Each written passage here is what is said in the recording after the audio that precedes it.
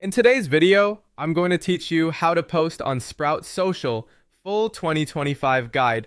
To get started, head over to Sprout Social and sign in to your account. Once you're logged in, you'll land on the dashboard, which is where you can manage publishing, reporting, and engagement all in one place. If you're new to the platform, take a second to get familiar with the layout because that makes the posting process much smoother. Next, open the post creation window by clicking the Compose button, which is usually in the top right corner of the screen. As soon as you click it, a new Compose window will appear. This is where you'll build and prepare your social media post before it goes live. Now choose the social profiles where you want the post to be published. Sprout Social lets you select one account or multiple accounts at the same time, depending on your needs.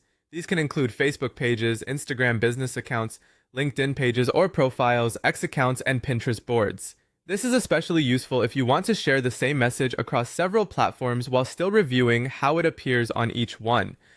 After that, create your post by typing directly into the message field. You can add your main caption or text, along with hashtags, mentions, emojis, and links.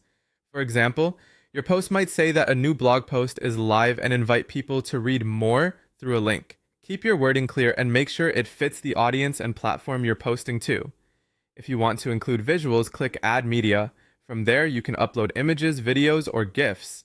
Once your media is attached, review the previews carefully for each selected platform, since images and videos can display a little differently depending on the network.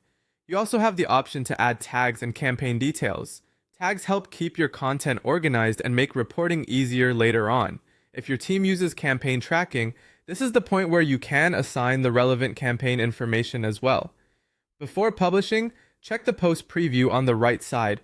This is an important step because it lets you confirm the formatting, image display, character limits, and whether your links and hashtags look correct. A quick review here can help you avoid simple posting mistakes. When everything looks good, choose how you want to publish.